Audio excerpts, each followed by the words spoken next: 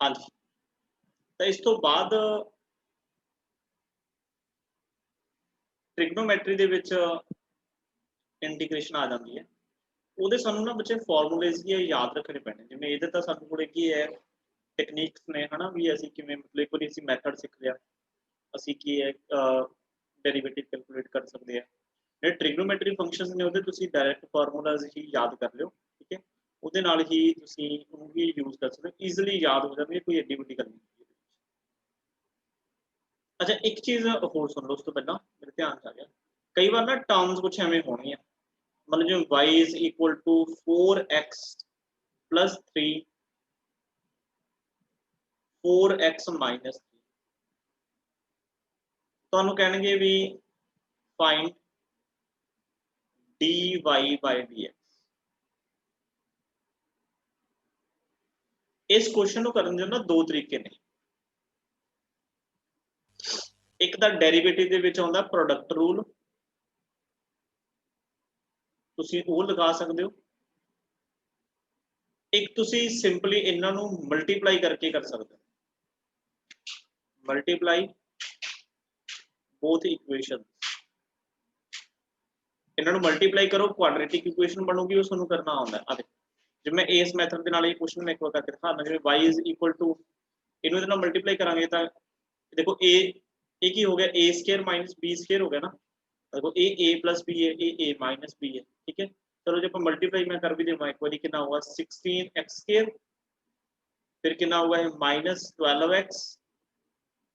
फिर कितना हुआ है 12x, फिर कितना आ गया 9, देखो ही बन गया ना, तो y is equal to 16x square minus 9। आ इक्वेशन का ਤੁਹਾਨੂੰ ਡੈਰੀਵੇਟਿਵ ਫਾਈंड ਕਰਨਾ ਹੁੰਦਾ ਨਾ, ਹੁਣ ਸਿੱਖ ਕੇ ਆਏ ਜਾਂ ਤਾਂ ਐਵੇਂ ਕਰ ਲਓ, ਇਹ ਤਾਂ ਚਲੋ ਇਹਦੇ ਵਿੱਚ a plus b a minus b ਦਾ ਕੀ ਹੈ ਸਾਡੇ ਕੋਲ ਫਾਰਮੂਲਾ ਬਣ ਗਿਆ, ਤਾਂ ਥੋੜੀ ਜਿਹੜੀ ਕੈਲਕੂਲੇਸ਼ਨ ਸਿੰਪਲ ਹੋ ਗਈ। ਕਈ ਵਾਰ ਕੀ ਹੈ ਇਹਦੇ ਨਾਲ ਕੀ ਹੈ ਮਲਟੀਪਲਾਈ ਕਰਨ ਦੇ ਨਾਲ ਜਿਹੜੀ ਤੁਹਾਡੀ ਇਕੁਏਸ਼ਨ ਉਹ ਕੰਪਲੈਕਸ ਹੋ ਜਾ ਕਰੂਗੀ, ਮਤਲਬ ਪਾਵਰਸ ਕੀ ਹੈ ਜ਼ਿਆਦਾ ਹੋ ਜਾ ਕਰਨਗੀਆਂ, ਜਿਹਦੇ ਕਰਕੇ ਡੈਰੀਵੇਟਿਵ ਕਰ ਸਕਦੇ ਹੋ, ਕਿਸੇ ਨੂੰ ਸੌਖਾ ਲੱਗਦਾ ਕਿਸੇ ਨੂੰ ਔਖਾ ਲੱਗਦਾ, ਮਤਲਬ ਤਰੀਕਾ ਹੈ, ਅਗਰ ਤੁਸੀਂ ਕਰਨਾ ਤਾਂ ਕਰ ਸਕਦੇ ਹੋ। ਅਗਰ ਜਿੰਨੀਆਂ ਮਰਜ਼ੀ ਮਤਲਬ 2-3 ਟਰਮਸ ਦਿੱਤੀਆਂ ਹੋਈਆਂ ਨੇ ਹਨਾ, ਤਾਂ ਤੁਸੀਂ ਉਹਨਾਂ ਨੂੰ ਮਲਟੀਪਲਾਈ ਕਰੋ, ਇਕੁਏਸ਼ਨ ਬਣਾਓ, ਡੈਰੀਵੇਟਿਵ ਕਰੋ। प्रोडक्ट रूल की कहना मैं भी समझा दूंगा। प्रोडक्ट रूल ਦੇ ਵਿੱਚ ਇਹ ਹੈਗਾ, ਕਹਿੰਦੇ ਵੀ ਜਿਵੇਂ 4x + 3 ਜਿਹਨੂੰ ਕਈ ਬੁੱਕਸ ਦੇ ਵਿੱਚ UV ਰੂਲ ਵੀ ਬੋਲਦੇ, UV ਰੂਲ, ਤੇ ਇੱਥੇ ਲਿਖ ਲਓ 4x - 3। प्रोडक्ट रूल क्यों बोलिਆ ਕਿਉਂਕਿ ਇਹਨਾਂ ਦੋਨਾਂ ਦੇ ਵਿੱਚ ਪ੍ਰੋਡਕਟ ਹੈਗੀ, ਤਾਂ ਤੁਸੀਂ ਫਸਟ ਟਰਮ ਨੂੰ ਬੋਲਣਾ u, ਸੈਕੰਡ ਟਰਮ ਨੂੰ ਤੁਸੀਂ ਬੋਲਣਾ v, ਠੀਕ ਹੈ ਜੀ। ਤਾਂ ਇਹਦੇ ਵਿੱਚ ਡੈਰੀਵੇਟਿਵ ਕਰਨ ਦਾ ਤਰੀਕਾ ਕੀ ਹੋਊਗਾ, ਮੰਨ ਲਓ ਤੁਸੀਂ ਡੈਰੀਵੇਟਿਵ ਫਾਈਂਡ ਕਰਨਾ ਵਿਦ ਰਿਸਪੈਕਟ ਟੂ x, ਦੇਖੋ y ਦੇ ਵਿੱਚ ਫੰਕਸ਼ਨ ਦੇ ਵਿੱਚ x ਐਗਜ਼ਿਸਟ ਕਰਦਾ ਨਾ, ਤਾਂ ਮਤਲਬ ਅਸੀਂ ਕਰ ਸਕਦੇ ਹਾਂ ਡੈਰੀਵੇਟਿਵ। ਤਾਂ ਤਰੀਕਾ ਕੀ ਹੈ, ਫਸਟ ਟਰਮ ਨੂੰ ਤੁਸੀਂ ਐਜ਼ ਇਟ ਇਜ਼ ਰੱਖਣਾ, ਸੈਕੰਡ ਟਰਮ ਦਾ ਤੁਸੀਂ ਕਰਨਾ ਡੈਰੀਵੇਟਿਵ। ਧਿਆਨ ਨਾਲ ਸੁਣਿਓ, first term as it is, second term का करना है डेरिवेटिव। आ देखो करना है डेरिवेटिव, अजे ਇਹਦਾ मतलब कीता नहीं ना, तो मैं ਇਹਦਾ सिर्फ सिंबल लिखिया, फिर आऊगा प्लस, फिर बच्चे second term as it is रखनी है, फर्स्ट टर्म का करना डेरिवेटिव। कई स्टूडेंट्स ਨੂੰ ਇਹ ਵਾਲਾ ਫਾਰਮੂਲਾ ਹੁਣ ਟਿਪੀਕਲ ਲੱਗੂਗਾ, बट ਜਦੋਂ ਤੁਸੀਂ ਪ੍ਰੈਕਟਿਸ ਕਰ ਲਓਗੇ ਫਿਰ ਤੁਹਾਨੂੰ ਇਹ ਲੱਗੂਗਾ ਵੀ ਆ ਸੌਖਾ ਹੈ ਜਵਾਬ। ਕੀ ਤਰੀਕਾ ਹੈ, ਇੱਕ ਨੂੰ ਮੰਨਣਾ u, ਇੱਕ ਨੂੰ ਮੰਨਣਾ v। पहला u वाली टर्म ਨੂੰ एज इट इज रखना है, v वाली का करना डेरिवेटिव, फिर v वाली टर्म ਨੂੰ एज इट इज रखना है, u वाली का करना डेरिवेटिव। किवें dy by dx, अच्छा u वाली टर्म ਕਿਹੜੀ ਹੈ, अच्छा u v ਕਿਸੇ ਨੂੰ ਵੀ ਕਹਿ ਦੋ, ਉਹਦੇ ਨਾਲ ਕੋਈ ਫਰਕ ਨਹੀਂ ਪੈਂਦਾ ਹੈਗਾ, मतलब आ u है इतना रख ले, देखो एज इट इज। v ਦਾ ਅਸੀਂ करना है डेरिवेटिव, कितना आऊगा देखो 4x - 3 है ना, 4x का क्या होगा 4, अच्छा 3 कांस्टेंट है, ਇਹਦਾ कितना होगा 0, मतलब कल्ला 4 आ गया, फिर प्लस, फिर v वाली टर्म तुसी एज इट इज रखनी है, अच्छा u वाली का करना डेरिवेटिव, ਇਹਦਾ भी 4x का कितना आ जाएगा 4, 3 का कितना आ गया 0, तो इन्हों मल्टीप्लाई कर लो बस, कितना आ गया 16x + 12, इधर कितना आ गया है 16x - 12,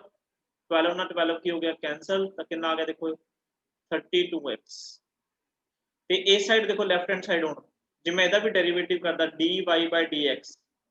ਤਾਂ ਪਾਵਰ ਤੁਸੀਂ ਅੱਗੇ ਲੈ ਕੇ ਆਉਂਦੇ ਤਾਂ 16 2 ਦਾ ਕਿੰਨਾ ਹੋਣਾ ਸੀ 32x x ਦਾ ਕਿੰਨਾ ਹੋ ਗਿਆ 1 9 ਦਾ ਕਿੰਨਾ ਹੋ ਗਿਆ 0 ਦੇਖੋ ਦੋਨੇ ਆਂਸਰ ਸੇਮ ਤੇ ਤੁਹਾਡੀ ਮਰਜ਼ੀ ਹੈ ਜਿਹੜਾ ਮਰਜ਼ੀ ਤੁਸੀਂ ਰੂਲ ਅਪਲਾਈ ਕਰ ਸਕਦੇ ਹੋ ਜਿਹੜਾ ਤੁਹਾਨੂੰ ਕੰਫਰਟੇਬਲ ਲੱਗਦਾ ਹੈ ਠੀਕ ਹੈ ਜੀ ਜੇ ਇਹ ਲਗਾਓਗੇ ਤਾਂ ਇਹਦੇ ਵਿੱਚ ਤੁਹਾਨੂੰ ਕੌਨਫੀਡੈਂਸ ਹੋਣਾ ਚਾਹੀਦਾ ਹੈ ਵੀ ਪਹਿਲਾਂ ਇੱਕ ਟਰਮ ਨੂੰ ਐਜ਼ ਇਟ ਇਜ਼ ਰੱਖਣਾ ਹੈ दूसरी का ਅਸੀਂ ਕਰਨਾ ਡੈਰੀਵੇਟਿਵ ਫਿਰ ਪਲੱਸ ਸੈਕੰਡ ਟਰਮ ਨੂੰ ਐਜ਼ ਇਟ ਇਜ਼ ਰੱਖਣਾ ਹੈ ਫਰਸਟ ਦਾ ਕਰਨਾ ਹੈ ਡੈਰੀਵੇਟਿਵ ਤੇ ਇਹਦੇ ਨਾਲ ਹੀ ਨਾ ਕਈ ਵਾਰ ਕੁਝ ਕੁਐਸਚਨਸ ਇਦਾਂ ਦੇ ਵੀ ਹੋ ਜਾਂਦੇ ਨੇ ਜਿਵੇਂ ਤਾਂ ਪ੍ਰੋਡਕਟ ਦੇ ਵਿੱਚ ਸੀਗੇ ਹਨਾ ਡਿਵਾਈਡ ਵਾਲੇ प्लस माइनस वाले कोई चक्कर नहीं प्लस माइनस वाले तो आप देखो किन्ने आप देख ले ਉਹਨੂੰ ਐਜ਼ ਇਟ ਇਜ਼ ਹੀ ਲਿਖਣਾ ਹੁੰਦਾ ਹੈ ਮੰਨ ਲਓ ਜੇ ਤੁਹਾਨੂੰ ਕਹਦਾ ਵੀ y is equal to 4x plus 3 upon 4x minus 3 ਮੰਨ ਲਓ ਐਵੇਂ ਤਾਂ ਤੁਸੀਂ ਉੱਪਰ ਵਾਲੀ ਟਰਮ ਨੂੰ u ਬੋਲ ਲਓ ਨੀਚੇ ਨੂੰ v ਬੋਲੋ ਇਹ u upon v ਰੂਲ ਹੁੰਦਾ ਹੈ ਮਤਲਬ ਡਿਵਾਈਡ ਦਾ ਰੂਲ ਹੈ ਤਾਂ ਇਹਦਾ ਬੱਚੇ ਅਗਰ ਤੁਸੀਂ ਡੈਰੀਵੇਟਿਵ ਫਾਈਂਡ ਕਰਨਾ ਹੈ dy by dx ਇਹਦਾ ਫਾਰਮੂਲਾ ਕੀ ਹੈ नीचे वाली टर्म का कर दो स्क्वायर नीचे वाली टर्म का कर दो स्क्वायर फिर डिनोमिनेटर ਦੇ ਵਿੱਚ नीचे वाली टर्म एज इट इज लिखनी है v ऊपर वाली का कर दो डेरिवेटिव मतलब u का कर दो डेरिवेटिव फिर आऊगा माइनस फिर u मतलब ऊपर वाली टर्म एज इट इज रखनी है नीचे वाली का करना है डेरिवेटिव बस फिर आ फॉर्मूला हेठा वाली का कर दो स्क्वायर फिर हेठा वाली टर्म डिनोमिनेटर ਦੇ ਵਿੱਚ एज इट इज लिखनी है ऊपर वाली का करना डेरिवेटिव फिर माइनस ऊपर वाली टर्म एज इट इज रखनी है नीचे वाली का करना है डेरिवेटिव जो मैं ਤੁਹਾਨੂੰ करके दिखा देना है dy by dx तो नीचे कौन है 4x minus 3 ਇਹਦਾ ਅਸੀਂ ਕਰਨਾ ਸਕੁਅਰ ਆ ਕਰਤਾ ਸਕੁਅਰ फिर 4x minus 3 as it is लिखना है कई बार ना बच्चे ਇੱਥੇ में ਸਕੁਅਰ ਲਿਖਦੇ ਨੇ ਸਕੁਅਰ ਨਹੀਂ ਲਿਖਣਾ सिर्फ नीचे ਆਪਾਂ ਸਕੁਅਰ ਕਰਨਾ ਹੈ ਤੇ ਜੋ ਸਾਡੇ ਕੋਲੇ ਐਕਚੁਅਲ ਚ v ਹੈ ਉਹਨੂੰ ਉੱਪਰ ਅਸੀਂ ਲਿਖਣਾ ਹੈ ਆ ਦੇਖੋ ਮੈਂ ਇੱਥੇ v ਸਕੁਅਰ ਨਹੀਂ ਲਿਖਣਾ ਸਿੰਪਲ v ਲਿਖਿਆ ਅੱਛਾ ਉੱਪਰ ਵਾਲੀ ਇਕੁਏਸ਼ਨ ਦਾ ਕਰਨਾ ਡੈਰੀਵੇਟਿਵ ਅੱਛਾ ਇਹਦਾ ਡੈਰੀਵੇਟਿਵ ਤੁਹਾਨੂੰ ਪਤਾ ਕਿੰਨਾ ਆਊਗਾ 4 फिर आ गया माइनस ठीक है फिर ऊपर वाली टर्म एज इट इज लिखनी है नीचे वाली का करना डेरिवेटिव कितना होगा 4 ਇਹਨੂੰ ਮਲਟੀਪਲਾਈ ਕਰੋ ਜੀ ਤੁਹਾਡੇ ਕੋਲ ਜੋ ਵੀ ਆ ਰਿਹਾ ਤੁਹਾਡਾ ਜੇ ਤੁਸੀਂ ਐਵੇਂ ਨਹੀਂ ਕਰਨਾ ਚਾਹੁੰਦੇ ਫਿਰ ਤੁਹਾਡੇ ਕੋਲ ਆਪਸ਼ਨ ਦੂਸਰੀ ਵੀ ਹੈਗੀ ਹੈ ਤੁਸੀਂ ਕੀ ਕਰੋ y 4x plus 3 है ना ਇਹਨੂੰ ਤੁਸੀਂ ਉੱਪਰ ਜਾ ਕੇ ਲਿਖ ਸਕਦੇ ਹੋ 4x ਦੀ ਪਾਵਰ -3 ਦੀ ਪਾਵਰ -1 ਫਿਰ ਇਹਨੂੰ ਤੁਸੀਂ ਪ੍ਰੋਡਕਟ ਰੂਲ ਲਾ ਲਓ ਇਹ u ਮੰਨ ਲਓ ਇਹਨੂੰ v ਮੰਨ ਲਓ ਫਿਰ ਤੁਸੀਂ ਐਵੇਂ ਵੀ ਕਰ ਸਕਦੇ ਹੋ ਆਨਸਰ ਫਿਰ ਵੀ ਸੇਮ ਆਏਗਾ ਚਾਹੇ ਤੁਸੀਂ ਇਹਨੂੰ ਪ੍ਰੋਡਕਟ ਚ ਕਨਵਰਟ ਕਰ ਲਓ ਠੀਕ ਹੈ ਪਰ ਇਹਦੇ ਵਿੱਚ ਪਾਵਰ ਫਿਰ ਮਾਈਨਸ ਚੱਲ ਜੂਗੀ ਕਈ ਵਾਰ ਕਈ ਬੱਚੇ ਕੀ ਹੈ ਦਿੱਕਤ ਮਹਿਸੂਸ ਕਰਦੇ ਆ ਤਾਂ ਉਹਦੇ ਵਾਸਤੇ u v ਵਾਲਾ ਰੂਲ ਤੁਸੀਂ ਲਗਾ ਸਕਦੇ ਠੀਕ ਹੈ ਆਹ ਜੋ ਕੁਐਸਚਨਸ ਆਪਾਂ ਨੂੰ बहुत घट देखने को मिलणगे बट मैं ये नहीं कहना फिजिक्स के विच एवें दे क्वेश्चंस नहीं आउंदे इक्वेशन सानू मिलणगीआं इहो जिहियां जिवें मैं 5th चैप्टर की गल करा हाँ 5th चैप्टर दे विच इहो जिही की है काफ़ी क्वेश्चन सानू की देखने को मिलणगे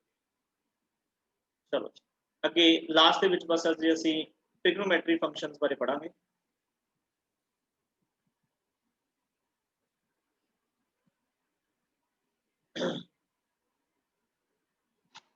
देखो इस साइड पे लिख रहे हैं y is a function of x मैं दोनों गल्लां तुहानूं लिखवाऊंगा ताकि कोई कन्फ्यूजन ना रहे बच्चे कई बार कन्फ्यूज हो जाते हैं इस साइड में दिखा रहा है y is a function of theta क्योंकि मोस्टली हुण बच्चों ने जिहड़ा ट्रिग्नोमेट्री फंक्शन है थीटा दे नाल पढ़िया हुंदा बट जरूरी नहीं बच्चे उहदे विच थीटा ही होवे असीं उहनूं x y दी फॉर्म दे विच भी लिख सकते हैं जिवें देखो सारे ने फंक्शन पढ़िया ਜਿਹੜਾ y है y is equal to चलो ਜਿਹੜਾ ਤੁਸੀਂ ਪੜਿਆ ਪਹਿਲਾਂ ਮੈਂ ਲਿਖਦਾ ਹਾਂ ਤੁਸੀਂ ਪੜਿਆ y is equal to sin theta ਪੜਿਆ ਨਾ ਤਾਂ ਜ਼ਰੂਰੀ ਨਹੀਂ ਬੱਚੇ ਵੀ ਵੇਰੀਏਬਲ ਇੱਥੇ ਥੀਟਾ ਹੀ ਹੋਵੇ ਤਾਂ ਐਂ ਵੀ ਹੋ ਸਕਦਾ y is a sin of sin x ਤਾਂ ਇੱਥੇ y ਡਿਪੈਂਡ ਕਿਤੇ ਕਰਦਾ ਹੈ x ਤੇ ਇੱਥੇ y ਕਿਤੇ ਡਿਪੈਂਡ ਕਰਦਾ ਹੈ ਥੀਟਾ ਤੇ ਤਾਂ ਇਹਦਾ ਡੈਰੀਵੇਟਿਵ ਕੀ ਹੋਊਗਾ dy by dx ਤਾਂ ਤੁਸੀਂ ਕੀ ਲਿਖੋਗੇ ਉਹਨੂੰ x ਨਾਲ ਦੇਖੋ ਕਿਉਂਕਿ x ਦੀਆਂ ਵੈਲਿਊਜ਼ ਤੇ y ਡਿਪੈਂਡ ਕਰਦਾ ਹੈ ਇਹ ਹੁੰਦਾ ਬੱਚੇ cos x ਇਹ ਧਿਆਨ ਚ ਰੱਖੋ sin ਦਾ ਡੈਰੀਵੇਟਿਵ ਕੀ ਹੁੰਦਾ ਹੈ cos x ਅੱਛਾ ਇਸ ਸਾਈਡ ਕੀ ਲਿਖੋਗੇ ਬਸ dy upon d theta ਹੁਣ ਇੱਥੇ x ਨਾ ਲਿਖ ਦਿਓ ਇੱਥੇ ਵੇਰੀਏਬਲ ਕੌਣ ਹੈ ਥੀਟਾ ਤਾਂ ਕੀ ਆਊਗਾ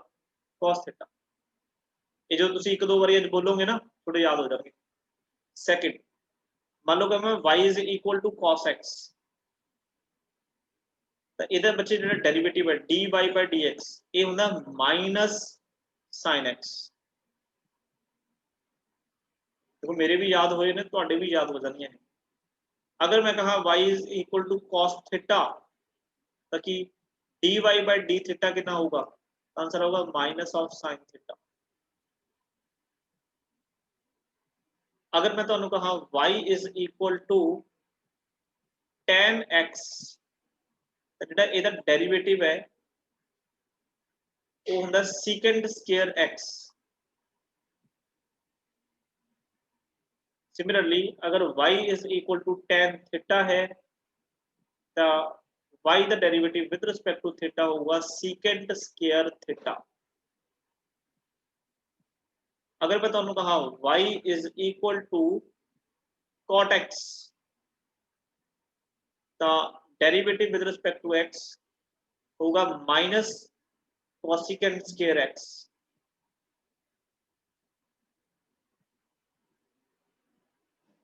इस side y is equal to अगर मैं कहा cot थीटा, तो dy by d theta is equal to minus cosecant square theta. अगर मैं ਤੁਹਾਨੂੰ कहा y is equal to secant x, तो ਇਹਦਾ ਡੈਰੀਵੇਟਿਵ ਜਿਹੜਾ ਹੁੰਦਾ ਬੱਚੇ विद रिस्पेक्ट टू x ਇਹ ਹੁੰਦਾ secant x into tan x। ਤੇ ਇਧਰ ਲਿਖਾਂ ਜੇ मैं y is equal to secant theta, ਤਾਂ ਇਹਦਾ ਜਿਹੜਾ derivative with respect to theta ਕੀ ਹੋਗਾ secant theta into tan theta. अच्छा एक चीज नोट करो, जिन्नियां भी देखो cos वाली टर्म्स ने, मतलब ਜਿਹੜੀਆਂ c ਤੋਂ टर्म्स स्टार्ट ਹੁੰਦੀਆਂ ਨੇ, एक ए है, एक मैं ਅੱਗੇ ਹੋਰ ਲਿਖੂਗਾ, ਉਹਨਾਂ ਦਾ ਆਨਸਰ ਨਾ ਮਾਈਨਸ ਚ ਆਉਂਦਾ, ਇਹ ਗੱਲ ਦਾ ਧਿਆਨ ਰੱਖਿਓ। इस साइड भी देख लो, क्योंकि बस मैं वेरिएबल ही चेंज करके लिखा ना, फंक्शन हैगा ना सेम प्रोसेस ही है। अगर सी वाली टर्म है, ਇਹਦਾ आंसर क्या होगा माइनस टर्म। ठीक है, लास्ट फॉर्मूला है, अगर y इज इक्वल टू लिखा इसमें tan प्लस secant हो गया,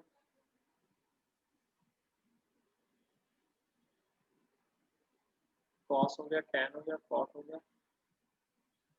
secant। अगर हो गए cosecant, y is equal to cosecant x, ਤਾਂ ਇਹਦਾ ਵਿੱਚ ਜਿਹੜਾ ਡੈਰੀਵੇਟਿਵ ਹੈ ਉਹਦਾ ਮਾਈਨਸ, ਆ ਦੇਖੋ ਮਾਈਨਸ ਆਊਗਾ cosecant x into cot x। c वाली टर्म ਦੇ ਅੱਗੇ माइनस ही आएगा। अगर इधर मैं कहा y इज इक्वल टू मान लो cosecant थीटा, तो dy by d थीटा क्या होगा minus of cosecant theta into cot theta. और ये फार्मूलाज ने ਜਿਹੜੇ ਤੁਹਾਨੂੰ याद करने ਪੈਣਗੇ। ठीक है, फिर ਇਹਨਾਂ ਨੂੰ ਕੱਲ ਨੂੰ ਮੋਡੀਫਾਈ ਕਰਾ ਕੇ ਹੋਰ ਇਹਦੇ ਵਿੱਚ ਕੀ ਮੋਡੀਫਿਕੇਸ਼ਨਸ ਹੋ ਸਕਦੀਆਂ ਨੇ ਉਹ ਮੈਂ ਕੱਲ ਨੂੰ ਕਰਵਾਉਂਗਾ। ਉਹਦੇ ਲਈ ਤੁਹਾਨੂੰ ਜਦੋਂ ਅਸੀਂ ਕੱਲ ਸਵੇਰ ਦੀ ਕਲਾਸ ਇਹ ਲਗਾਉਂਗੇ, ਇਹ ਤੁਹਾਡੇ ਫਾਰਮੂਲੇ ਰਟੇ ਹੋਣੇ ਚਾਹੀਦੇ ਆ। Is it clear?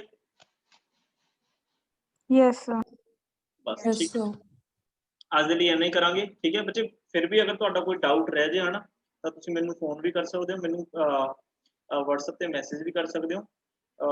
कोई दिक्कत नहीं हैगी। ठीक है, बस आज के लिए नहीं करा। Thank you, take care.